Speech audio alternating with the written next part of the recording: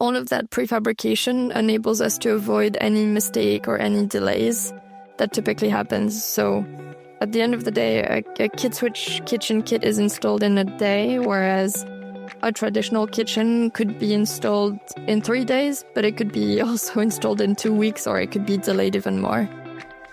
Welcome back, future ancestors, to Fostering Our Earth, the podcast where we explore what our sustainable future can actually look like. I'm your host, Awe, and today we'll be exploring modular construction and its role in building a more climate-resilient future. Let's start by building some context for this conversation using the housing crisis. As you may know, we're currently facing a significant housing crisis across the US, with over 600,000 people experiencing homelessness. Here in California alone, there are approximately 45,000 in the city of LA who are experiencing homelessness and 8,000 in San Francisco. Now, homelessness alone isn't the only measure of this crisis. Nearly half of all renters were cost burdened in 2023. This means that they were paying more than 30% of their income towards housing. This is simply unsustainable, both in the short term and in the long term. But we have some answers. There are all types of solutions, with one of my favorite and most impactful being rethinking zoning. However, we can save that for another conversation. Other solutions involve adaptive reuse, which could involve converting vacant office buildings to homes. This can make a big difference, especially given our post-COVID work-from-home society that we live in now. In our previous episode on embodied carbon, we discussed life cycle analyses and emissions across a product's life, from its manufacturing phase, the materials it's made out of, whether wood or concrete, its operational phase, and its end of life. While adaptive reuse is a fantastic option for reusing what already exists, we can ask, how can we reduce our emissions in the manufacturing stage, specifically during the construction process? This is where modular construction and KidSwitch steps in. Modular construction involves manufacturing building components in a factory before transporting them to the site for assembly. Unlike traditional on-site construction methods, instead of pouring the concrete on site to build your columns, you build it in a factory and then you transport it to your project site. By industrializing the construction process, we gain two advantages. First, it's more efficient and predictable. With controlled factory conditions, this allows for repeatable, scalable processes, and it makes the process less vulnerable to delays and weather disruptions. Second, it reduces emissions by minimizing material waste, on-site activities, and by even optimizing the transportation logistics of getting the products from the factory to the project site. While components are built in a factory, other key construction-related activities can happen on-site at the same time, whether it be site grading, sewer and utility connections for water, power, and gas. This really streamlines the construction process and reduces the cost. And in doing so, it allows housing units to both be built faster and at lower prices. To dive into the nitty-gritty of this, we'll be speaking to Candice Delamar, one of the co-founders of KidSwitch. KidSwitch is a building products company delivering quick, repeatable, and sustainable modular interiors for multifamily retrofits. Essentially, they are speeding up the development and installation of specific home utilities like kitchens and bathrooms. Our conversation will take us on a journey to learn more about how modular design is practiced, some of the challenges that they faced, and where this fits into creating a more equitable and climate-resilient community while emphasizing durability, repairability, design for disassembly, and the use of sustainable materials. What excites me the most about KidSwitch is their drive for innovation to create this future. How we build today impacts our futures tomorrow. I like to think of ourselves as future ancestors, like I do at the beginning of every episode. And it's efforts like this that I think really make a difference for future generations. The conversation will start with Candice and I just catching up. We're friends from grad school. And then we'll be joined by co-host Shika Srinivas about halfway into the episode. Okay, that's enough for me. Let's just jump into this episode properly. Enjoy. Candice, thank you so much for joining me. I'm so excited to, see you and see your smile. And I feel like I haven't seen you in a minute. Yeah, I don't know, at least 2 years, I think. Yeah, I think so. Yeah, but how are you doing? I'm so glad you're here. Yeah, I'm doing good. A little bit busy, but enjoying life in San Francisco at the same time. And Yeah, it's good. I'm glad to be where I am and not in grad school anymore. No, absolutely. I feel like it went by so quickly. I feel like grad school came and went. 2 years is so short. And I think my first year was in COVID. And so it felt very different. And then, by the second year, you're already planning for what's coming next. But at that point, you and Armel were already starting to work on Kitswitch, right? Yeah, exactly. Your first year was our second year, and we were already working on Kitswitch on the side of our classes, not really knowing what it was gonna be.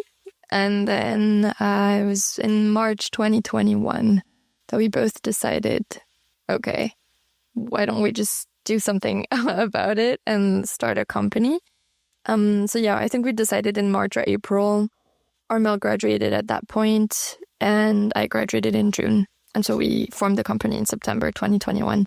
Wow, that's so cool. And actually, I want to hear about that. So how about you just tell the audience a bit about yourself, who you are, your background, sort of what you're passionate about. And then we can get into like how Kitswitch started, because I think I was there because there was this competition with like Ivory Innovations or it was Ivory something.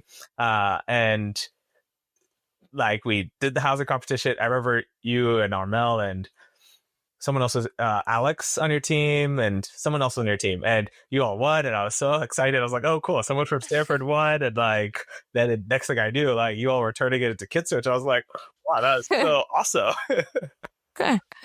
Yeah. Background on myself. I'm French. I grew up in France, lived abroad a little bit with my family, actually in the Middle East when I was in high school. Came to the US in 2019. It was for a master's degree at Stanford. Before that, my journey was more as a mechanical engineer of sorts in France. So engineering looks a bit different, I would say, in France. It's not as focused or specialized. So I describe it as mechanical, but it was a little bit of a system engineering degree where I still got to study econ. I got to study, very pretty intense math and physics, but like physics including relativity and like topics that some engineers don't get to touch. The reason for me in coming to the US was I always wanted to see something else than just my home, of course. And I think I was at that point in my life where I knew I wanted to work in something that connected to sustainability and climate resilience somehow.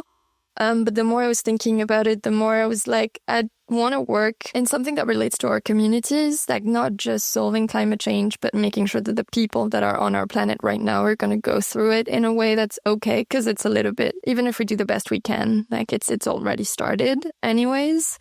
So that's how I got into more of the infrastructure and buildings sector, really with more of the vision and the impact than the love for the physics in it. Like I was never a thermodynamic, lover. Like all of the physics that relate to buildings were never my preferred physics. But yeah, moved to the US. It was California. I think I was kind of surprised in coming here to see, to understand the challenges that are real to the US, like housing and inequalities. I think you don't really realize coming from outside the truth of what, this country actually is going through.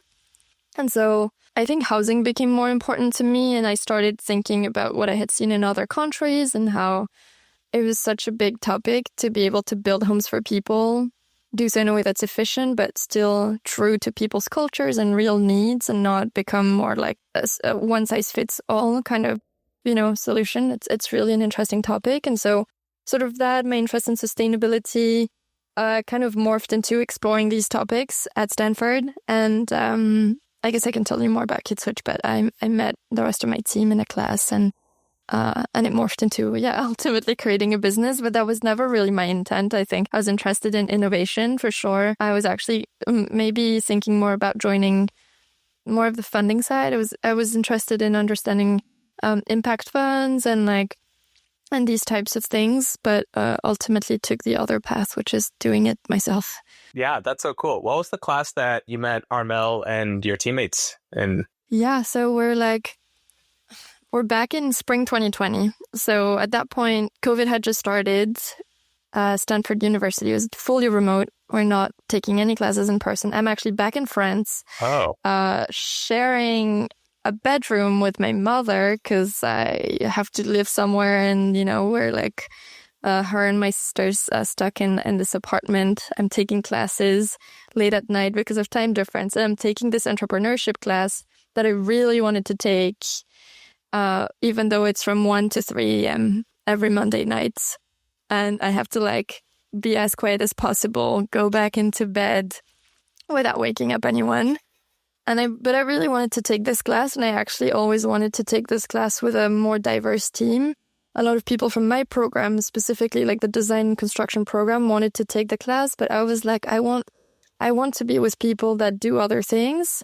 But it didn't really work out because everything was remote, so building connections with people was not easy. So I turned out to this team of already 4 women that were in my program that were amazing women that were already planning on working together. And I was like, well, could I join your team? We could be a team of 5. And it turned out to be a great experience. I think, even though we were in the same program, we each had different backgrounds or different takes on what design, construction, sustainability, housing sort of meant to us.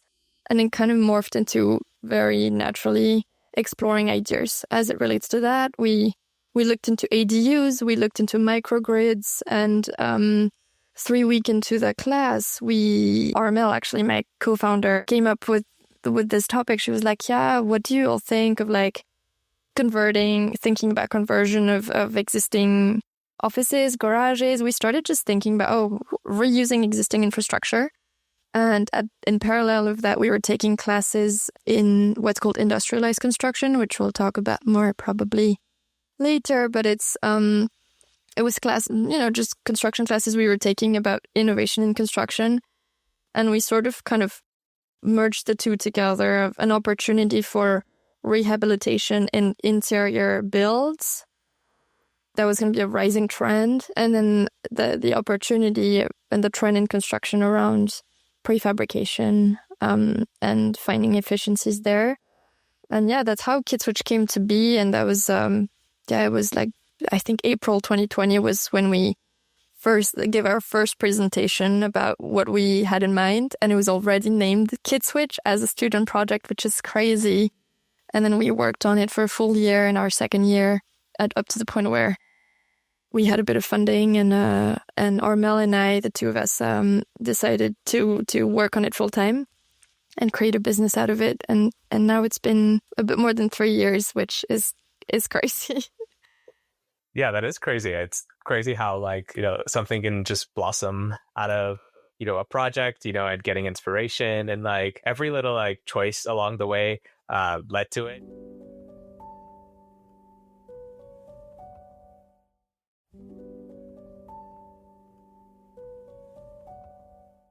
You said originally KidSwitch was about, transforming existing buildings or commercial buildings into housing, finding ways to make that conversion possible. Is this still the sort of the solution that KidSwitch is providing and bringing? Yeah, KidSwitch has morphed a little bit since they're pivoted, like people say in the startup world.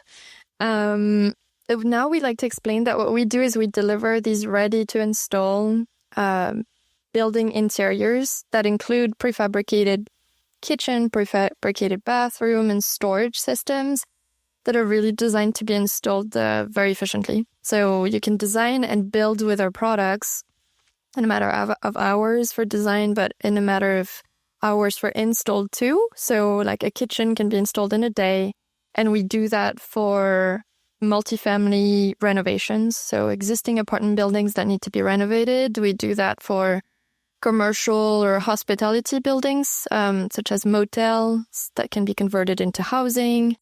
And then we also do that for new construction, actually, as a good, just a faster way to build. And our emphasis is really on being a product company for these scopes of work that are the interiors, and being a quality, sustainable product where everything has been thought through, and it just makes it super simple to design and build, which is really not a given. I think looking from outside and into construction, you don't really realize the complexity. what it takes to get these buildings up, but every single thing is very complex in itself. So yeah, that's sort of what we're trying to simplify, basically. Oh, that's really cool. I think that construction time, that the time it takes to, build and put some the appliances in your building, that's like super crucial. And the reason I ask, sort of what KidSwitch is trying to do is because even with the most recent election, like one of the main talking points was that there is a housing crisis across the U.S. Nearly somewhere around 600,000 people are straight up just experiencing homelessness. You're based in SF, and I saw there are about 8,000 people in the city experiencing homelessness. Here in LA, where I am, in the city of LA, there are 45,000 people experiencing homelessness. And if you expand it to the county, it's like 75,000 people. But then there's not just fully experiencing homelessness. There's also like housing cost burden, meaning people are paying too much for their rent. They're paying more than 30% of their income towards housing costs. So how does, and in what ways is KidSwitch solution of sort of speeding up this process or of this construction process working to address any of these sort of big picture housing crisis? Or maybe like the housing crisis means something a little bit different from the way you're approaching it. Yeah, no, I think you're highlighting a lot of the problems that I noticed when I moved here. The problem that I was surprised to see when I moved here, really, just in terms of, personal story. I remember getting out of the airport when I arrived here and seeing all the Teslas on the road. And I was like, wow, there's so many Teslas here already. Like, it felt like the future.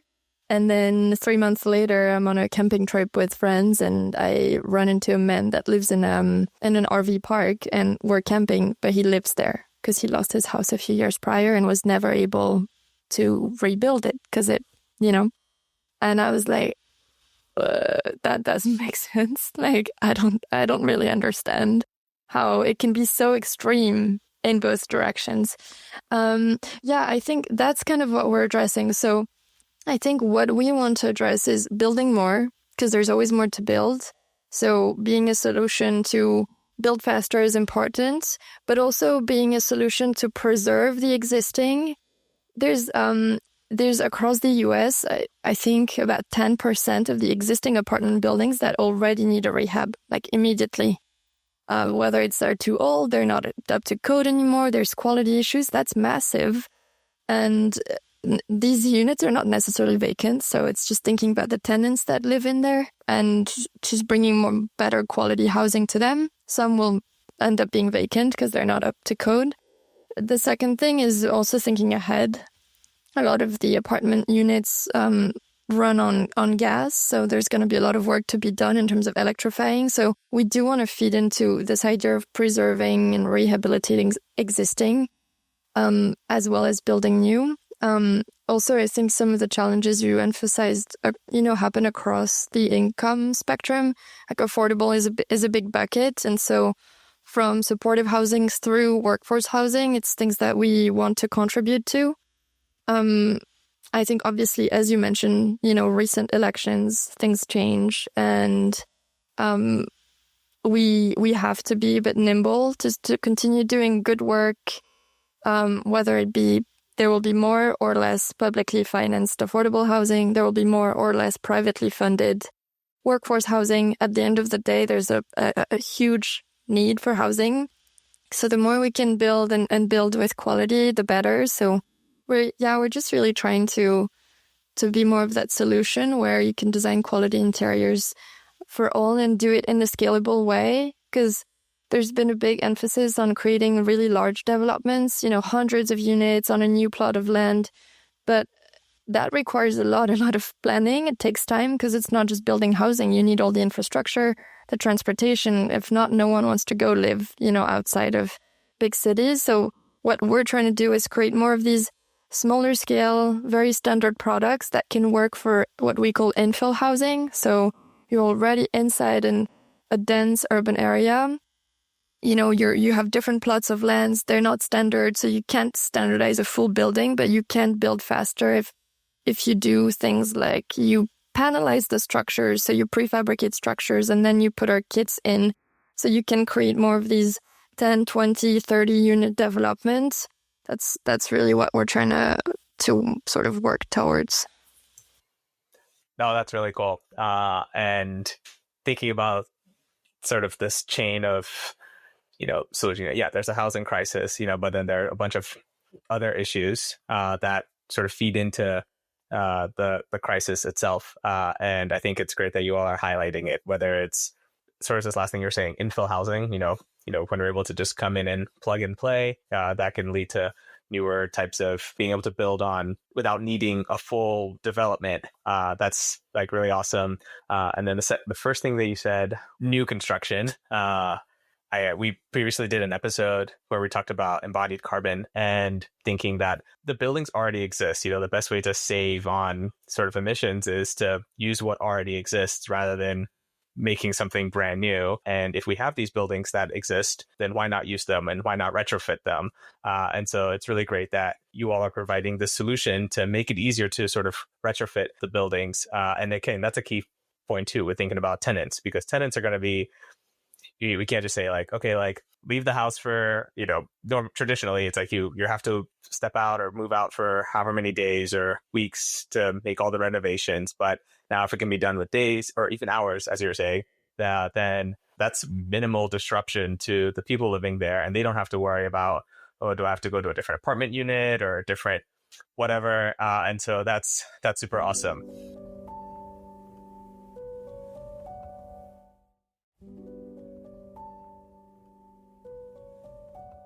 Earlier, you used the term industrialized construction, and I have here our modular construction. And can you sort of explain, what it is to our audience? What is this form of construction? How does it differ from regular construction? And sort of like, how do you all, use this practice to approach the housing development issues?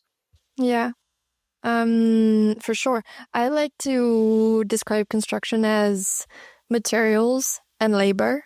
And so it's like procuring materials and then finding skilled labor and putting the two together and basically coordinating really complex schedules at the end of the day. So what might seem really straightforward when you look at a kitchen or a bathroom is actually pretty challenging. And that coordination, this little orchestration, has to happen for every single project. So every new project, it kind of starts from zero. The only thing that stays is the people, like the expertise of the people that manage the project, that build the project, the skills of the trades on site. And there's a certain amount of processes that are a bit standard because companies have their processes, but the trio of like the developer, architect, contractor, that one changes for each project usually. So it's still new company processes kind of every time. And I think, as I think about it, I think it's also what makes construction very inspiring, I guess, and admirable. It's really the story of the people that like have dedicated their careers to doing that, to building infrastructure for our communities. But the problem is that's traditional construction, and it's hitting sort of its limitations because there's always more to build, there's more to renovate, but there's not enough people that are coming into the industry, and there's also not enough time in the sense that we have to do things better now because of climate. We've like built in a pretty wasteful way so far, so we have to rethink a lot of that. And it's not as simple as saying, striving for minimalism, because housing, we just cannot not provide housing, so it's going to have to be built anyways. And so what modular construction is kind of this idea that we can standardize our buildings so that they're made of more repeatable products, and that at the end of the day, instead of being a lot of materials and labor coordination, it's more we prefabricate products in facilities off-site and then we assemble them on-site. So it's more like a simple assembly instead of this really complex coordination that takes years. And then within modular construction, there's different types. And it kind of depends on the level of assembly of what's being done off-site. So sometimes it can be as little as we will just prefabricate the structural walls of the building and they will come flat pack, on a truck and then assembled, and the rest will still be happening pretty traditionally. Sometimes it's a lot more assembly off-site. It's okay, we're going to prefabricate a full apartment as a box, and we're going to ship all the boxes on a truck, and we're going to stack them. And there's pros and cons to each, depending on the projects you're targeting. But for us, it's doing that for interiors specifically. So as I was saying, our products are kitchen, bathroom, storage systems, for now at least. And the idea is that we pre-manufacture them, we pre-kit them in a hopefully clever way, and then they're like procured in one go, they're delivered in one kit, and they're installed in a day each. So all of that prefabrication enables us to avoid any mistake or any delays that typically happens. So at the end of the day, a kit switch kitchen kit is installed in a day, whereas a traditional kitchen could be installed in 3 days, but it could be also installed in 2 weeks, or it could be delayed even more. So we really manage risk and create speed in the process. So that's kind of what modular is about, really bringing more reliability, bringing speed. And when you bring speed, you bring cost savings, because it's just kind of inherent to it. I guess, people always say time is money, but it is true. Like these developers take loans, and that's like a longer loan will require more interest. There's also a sustainability take to it that I think is really what's interesting in the whole modular construction world, is because it brings time efficiencies. Efficiencies always mean you're wasting less, right? So I think the two simplest way to think about less waste in modular construction is, one, less material waste. So, everything is being done in a facility, which means in a facility you can plan ahead much better for your material procurements, and you can sort of optimize depending on different projects you have on your production lines. So you can make more out of one sheet of material than if you're optimizing per projects and you're doing things on site in different units and it's a bit chaotic. So that's one. And then the second one is avoiding like labor and commute waste.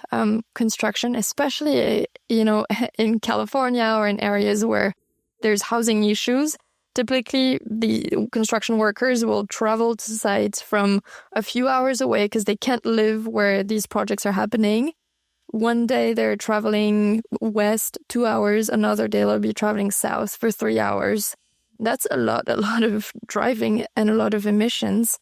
Whereas what modular construction is trying to do is create more stable jobs. So there's one factory, and it's not construction workers traveling everywhere every day. It's factory workers that live next to their work. And that's in itself also much more efficient. I'm happy to give more detail as to sort of how Kit Switch benefits from that. And there's other things we do that relates to sustainability that are a bit on top of that too. No, this is really great. And thanks for breaking it down this way, because, the everyday public we just see construction happening all the time, and we don't really think about some of the intricate details that goes into what makes our infrastructure appear, and sort of all these little pain points that potentially can either be large causes of emission or sort of wasted effort or like inefficiencies, whether it's time or with cost. And so, and sort of pointing it out, even thinking about, like construction workers who have to, potentially drive everywhere, or if you're going to be manufacturing something on site, like what sort of inconsistencies there are from project to project, the different contractual relationships between whether it's the architect and the contractor or, whoever else is involved. And it makes sense to have things like be consistent, be repeatable. And I'm thinking here, like, well, why don't we just build everything this way? Like it makes sense, and in a way sort of can provide a stable base of jobs, in a way we've industrialized it, as you're saying.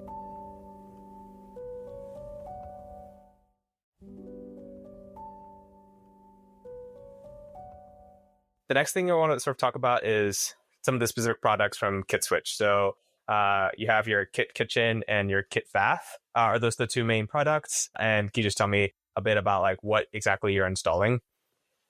Yeah, so the kid kitchen and the kid bath are our first two product lines. Our products, we like to describe them as kind of the building blocks of what makes a home. So the building blocks of what make a kitchen or the building blocks of what makes a bathroom. Those are our products. We call them our modules, M-O-D-U-L-E, module. And they're prefabricated modules. On average, they're like 2 foot wide and 2 foot deep. They're 7 foot tall, and they kind of stack next to each other to form a kitchen or to form a bathroom. You can see them on our website if you're curious. It's just kidswitch.com. So some are like, have cooking appliances, and it's what we, typically there'll be one per kitchen. Some have a sink or a dishwasher, some have just storage. And they can form this, a small studio kitchenette, or they can form a larger family kitchen. It's always the same repeatable blocks.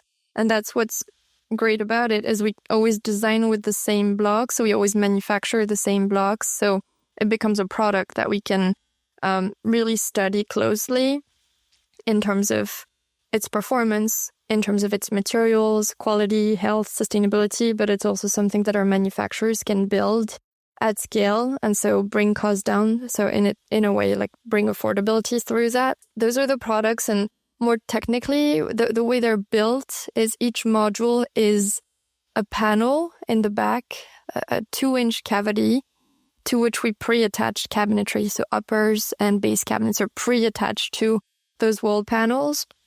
And they're delivered like that, like this mini module. It's about the size of a fridge. So they're loaded on a dolly. They can be rolled inside existing buildings or new ones. And they already have all of the appliances and the fixtures built in. We even integrate the electrical devices like under cabinet lights, outlets, and switches. All of that is in the product, so that it's kind of what I was telling you before, where everything is pre-kitted in a way that there's no possibility of getting it wrong. And it simplifies coordination because all of the finished electrical plumbing work is already in the product. So everything lines up properly, if that makes sense. Whereas sometimes if you go on a construction job site and you're touring the buildings, it happens that, I don't know, the plumber put in the pipes, but the person who was responsible for the countertop put the cutout slightly off.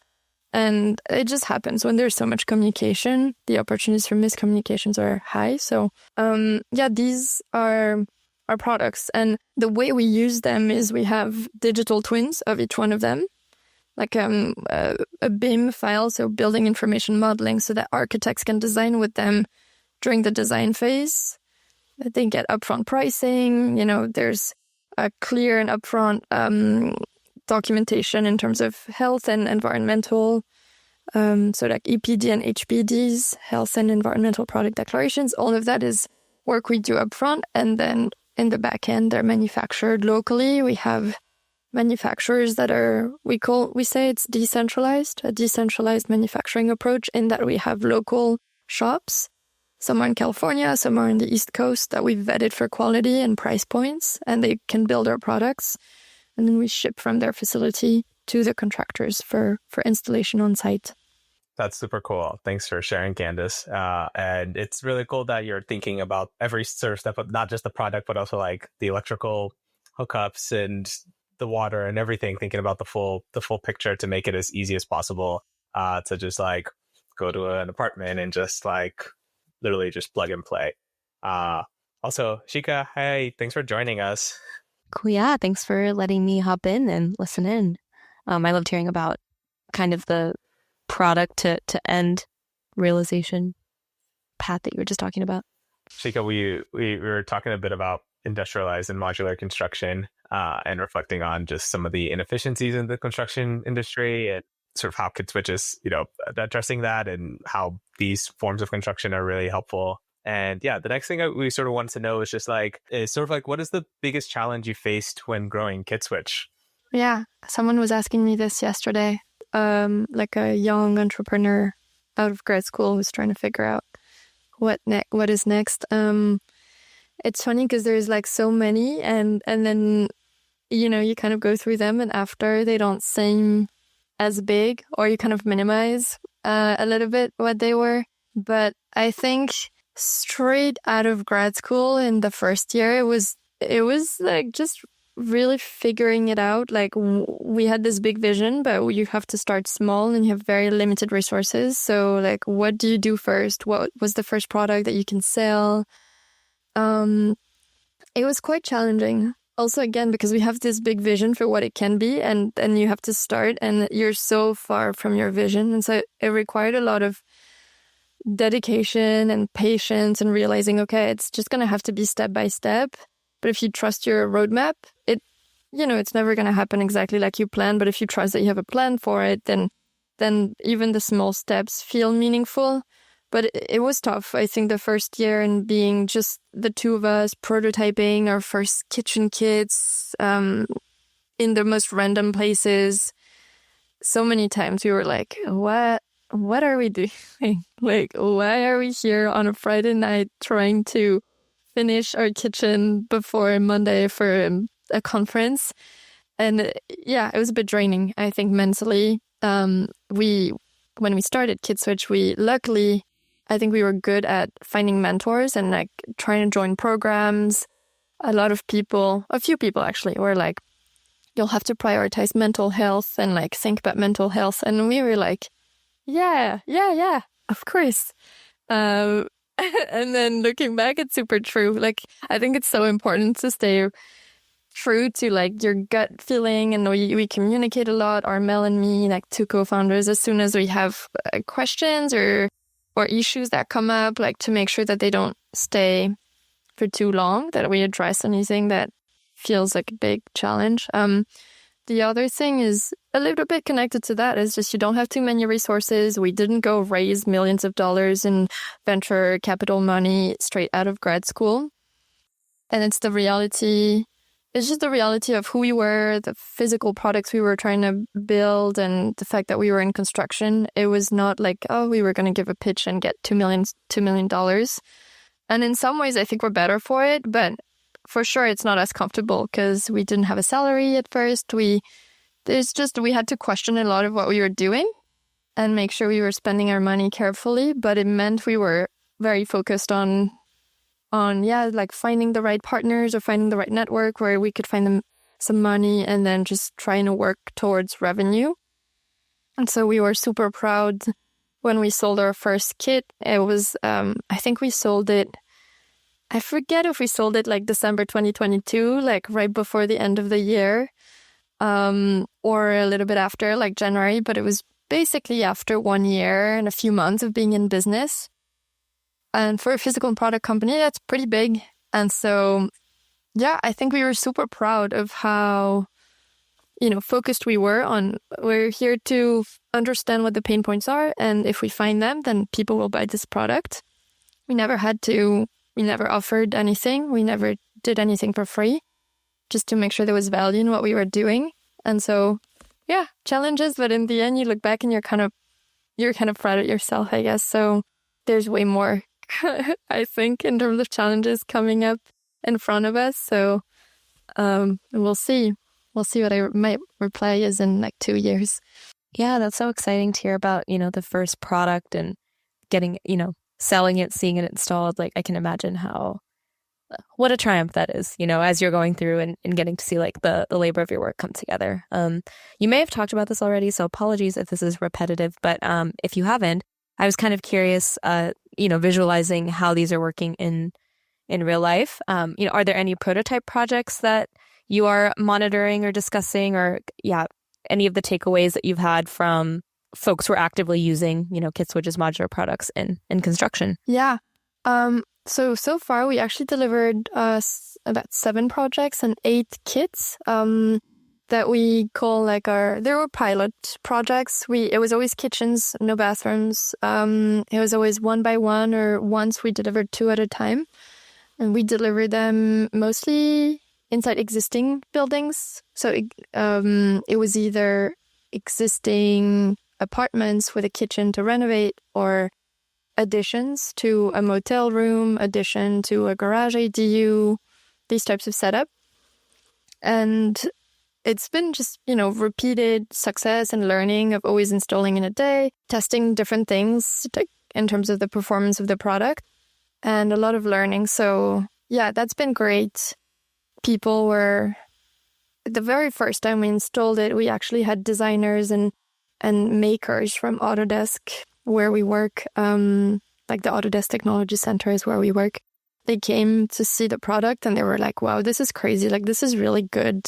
This is really good work, good precise work. But yet it's prefabricated. So, it's counterintuitive. People think if you order something prefabricated, you're going to have lower quality.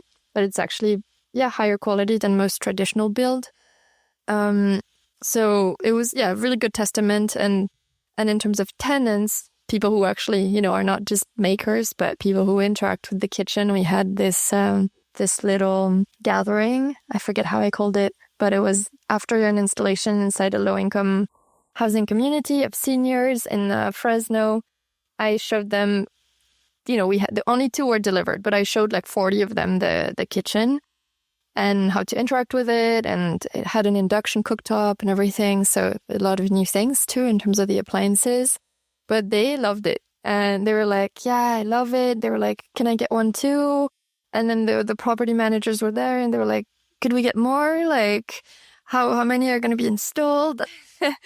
And so I think it just shows that there's value in spending more time and refining a product like this and then reusing it.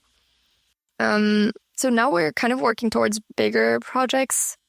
Now that we've delivered all of these one-offs, we're really trying to go into multi-unit deliveries, and we're actually in design on 3 projects, but 2 of which will be delivered in the next 6 to 8 months. There's one in LA. It's an infill housing development, a little bit of the model we were discussing with Awe earlier, which is new construction, but you're already in LA. Like, it's pretty dense. You can't just prefabricate an entire building and stack it.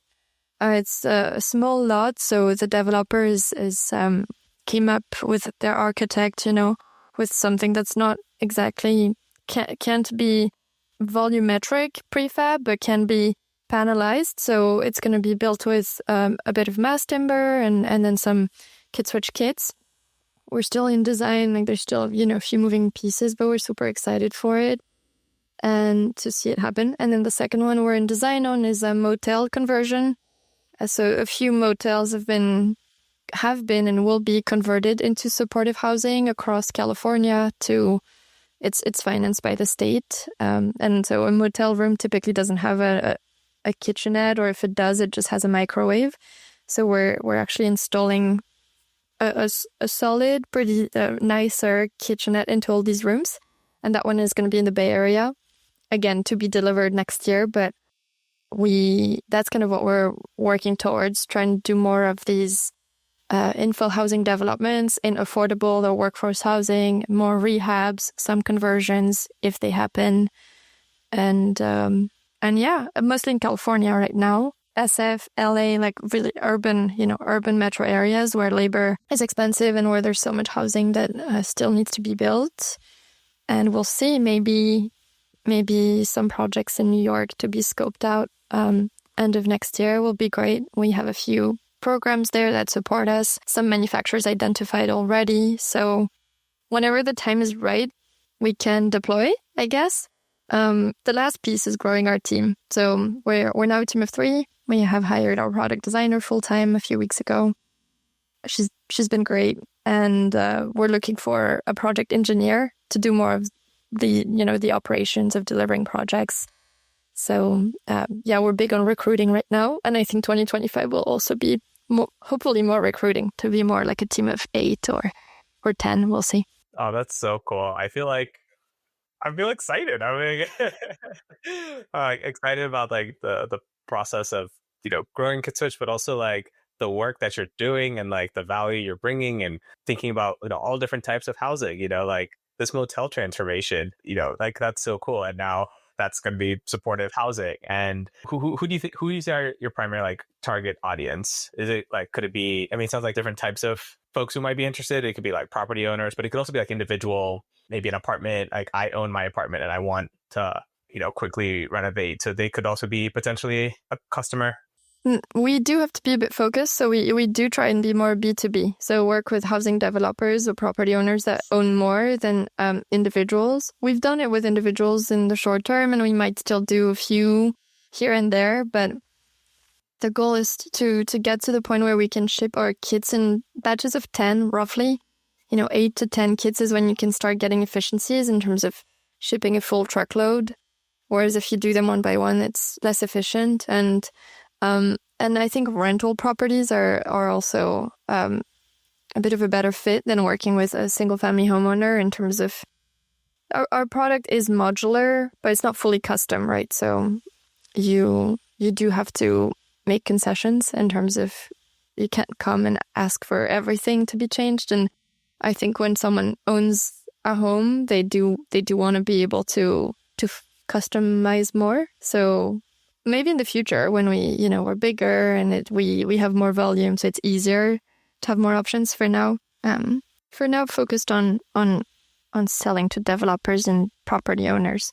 I look forward to when you all have the bandwidth to do both, just as an interested consumer in this space and in this work. But yeah, it's really cool that you're sort of targeting the affordable housing market. And yeah, when you're talking about that example in Fresno too, I grew up in Bakersfield, so it's very exciting that these solutions are not just sticking to, cities where a lot of innovation is happening, which is great, but it's really translating to, even communities that are maybe less focused on climate change broadly and more focused on kind of meeting the day-to-day ends of what they need, that there can still be an opportunity for them to participate and get the benefits of more efficient construction and therefore, more efficient resource use and all the benefits that comes with.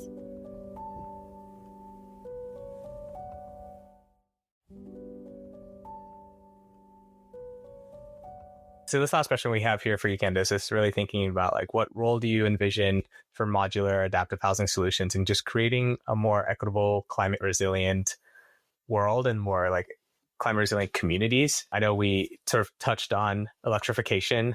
What role do you see CodeSwitch playing in, driving us forward for this type of future? Yeah. Yes, all the appliances and fixtures of any type are only electric.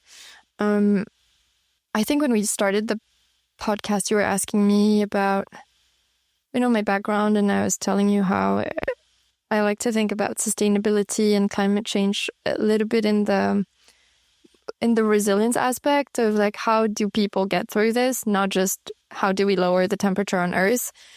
And so I think that's a big part of how KidSwitch envisions our role within that. It's kind of creating a world in which our communities have access to products that are very durable, will last a long time, and they will be easy to repair. So there will be less skills and other people involved in the process, if that makes sense. Of course, people, but not as complicated processes where things could be removed so that existing spaces, could change a few times, because we build our buildings for, our structures, especially, we build them to last 100 or hundreds of years. But the interiors are probably going to need to change because there's generations that go through, needs evolve. And so thinking about something that's a bit more adaptable in terms of the way we build and where people can drive that, it's a big part of what we try and think about. And so looping back to a previous thing, actually, we discussed, which was sustainability and modular construction and all of that, on top of the efficiency of our processes and being less wasteful with KidSwitch, the things we're exploring are materials. So thinking through a transparent supply chain with lower carbon products, locally sourced. This aspect also of resilience is one. And then we're thinking through design for disassembly and circularity, being able to repair, to replace instead of demolishing and rebuilding. It's kind of that narrative, basically, of bringing circularity to our buildings, I think would make for a much more equitable and climate resilient future. And it starts with, rehabilitating the existing and building new that can be rehabilitated, if it makes sense. And we hope that we feed into both, basically. We love that. That's super cool. And Candice, thank you so much. Like, this is so cool to really see KidSwitch's timeline and journey and its evolution. And I'm really excited to see where it goes because I think there's so much potential and there's so much space for KidSwitch to definitely plug in and play this role in not just like, helping us in the, the clean energy transition and, playing a role in electrifying housing. And just to speak a bit on that, I know that, one of the big issues is as we're decarbonizing is people being able to quickly have access to their appliances. And if their appliances break down and they don't have, more than likely they're going to just get like a gas replacement. But if there's an electric version available, ready to install easily, and as everything goes up, like your costs will also come down, like that would be great if there's that space for it. But also playing a role in, providing shelter and housing to people as we're able to transform hotels or office buildings or infill homes and different untraditional lot sizes or spaces. And so it's really awesome. And I just want to say thank you for taking your time to join me. Thank you so much for having me. It's always nice to be able to just carve out the time to talk through the what drives us, because in the day-to-day we don't always have time. So thank you so much for doing this and sharing the word, with people too.